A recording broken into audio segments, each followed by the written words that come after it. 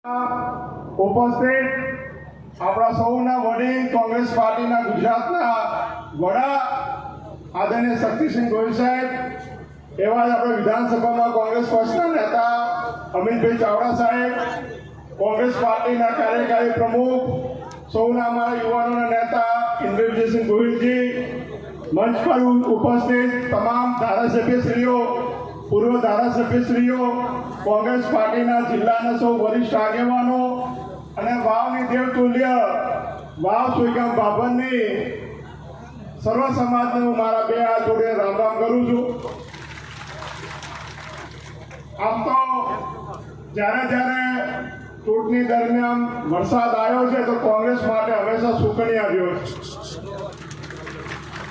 કદાચ આપણે સૌને યાદ હશે, થરાદની પેટા ચૂંટણી પણ અત્યારની દિવસે ફોર્મ ભરવાનું હતું અને થરાદની અંદર પણ અમિત શાહના ત્યારે આજે વાવ વિધાનસભાની ચૂંટણીના પેટા ચૂંટણીનું જ્યારે રણસિંહનું ફૂંકવાનું છે અને ત્યારે વરસાદે જ્યારે આપણા સૌના આગેવાનોનું સ્વાગત કર્યું છે અને વરસાદે પણ રાહ જોઈ છે કે કોંગ્રેસ પાર્ટીની સભા પૂરી થાય પછી અહીંયા વરસવું છે, ત્યારે મેઘરાજાનો પણ આપણે આભાર માનીએ છીએ.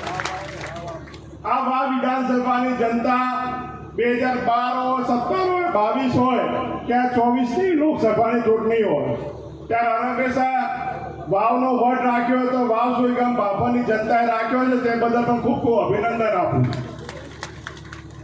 અહીંયા સ્વાભિમાન જોઈએ છે, બીજું કંઈ જોતું નથી. ઘણા ઓફરો આવે, લાલચો આવે, બધી ઠુકરાવીને ગરીબ સમાજની દીકરીને જ્યારે સંસદ બનાવી હોય, ધારાસભ્ય બનાવી હોય ને કાંઈ બધું આપવા માટે આવ્યા હતા, તેમ છતાં બધું ના પાડીને વટ સાથે વૈજ્ઞાનિકબેનને 4 ચૂંટણીઓ જીતાડી છે, તેના માટે પણ અભિનંદન આપીએ. ત્યારે આ લોકસભા વિધાનસભાની પેટા ચૂંટણી આવશે ત્યારે પણ ચૂંટણીની અંદર જેને પણ કોંગ્રેસ પાર્ટી ટિકિટ આપે પણ સાથે મળીને આપણે આ વિધાનસભાની પેટા ચૂંટણી પણ જીતવાની. આ ઠાકરસિંહભાઈ રબારી હોય ત્યારે હું વિધાનસભાની ચૂંટણી લડતો એની દીકરી વેન્ટિલેટર પર હોય, તેમ છતાં દવાખાને મૂકીને મારા માટે પ્રચાર કરવા આવતા ઘણા વાત કરે કે કોંગ્રેસના ઉમેદવારોને અંદર ખેંચતા છે. કઈ રીતે ખેંચતા હોઈ શકે? એની દીકરીને જીવન મરણના અંદર હોસ્પિટલમાં મૂકીને મારા માટે કરીને ફોર્મ ભરાવવા માટે આવતા હોય ત્યારે કોને ખેંચતા હોય? બધા એક છે. કેપી સાહેબ આજે ચૂંટણીની અંદર અહીંયા સૌથી બધાના વડીલ છે.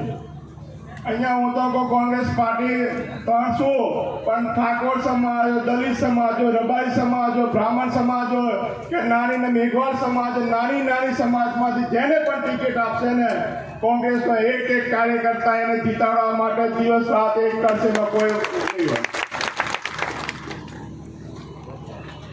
જેમ સંસદના જ્ઞાનીબેનને જીતાડીને આખા દેશને વટ પાડ્યો છે, એવી રીતે આપણા વાવ વિધાનસભા પેટા ચૂંટણી પણ જીતીને આપણે સૌએ ફરતી એક વખત વટ પાડવા, વાવનો વટ કેવો આખું ગુજરાત દેખે એના માટે આપણે શું આજે ભેગા છે.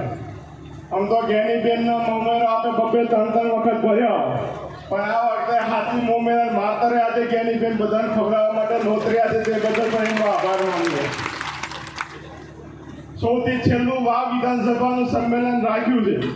આખા જિલ્લાએ એમનું સ્વાગત કરી નાખ્યું. બેન ઓળખો આવતા બધા સ્વાગત કર્યું, સન્માન કર્યું. તમે વાવ વાળા બાકી છો તો વાવ વાળા બધા કરતા હવાયું કરીને આજે તમારું સન્માન પણ કર્યું.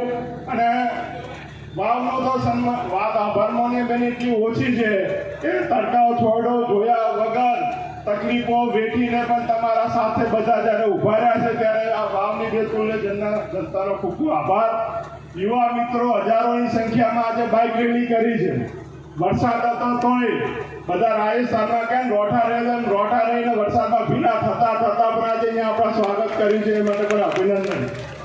અને આ સભા પૂરી થાય વખત વરસાદ આવે તોય સમજો અહીંયા સ્ટેજ પર બેઠેલો એક પણ નેતા હલવાનો નથી. તમે પણ ના હાલતા. મંડપ તો આખો ભરાયેલો છે, પણ 3-4 હજાર વસ્તી આજે બહાર ઊભી છે. આ જ કોંગ્રેસ પાર્ટીનો પ્રેમ આ વિસ્તારમાં બતાવે છે. ફરતી કોંકણી નોટિસમાં આપ સૌ પધાર્યા તે બદલ આપ સૌનો ધન્યવાદ અને ખાસ કરીને યુવાન મિત્રો વાવ સુઈગામ બાબરના બધાનો આભાર કે મોટી સંખ્યામાં આજે અહીંયા જોડાયા છો. આ ગુજરાતનો યુવા કયા દિશામાં જવું છે આ વાવ વિધાનસભા બતાવશે. ફરીથી આપ સૌને રામ રામ.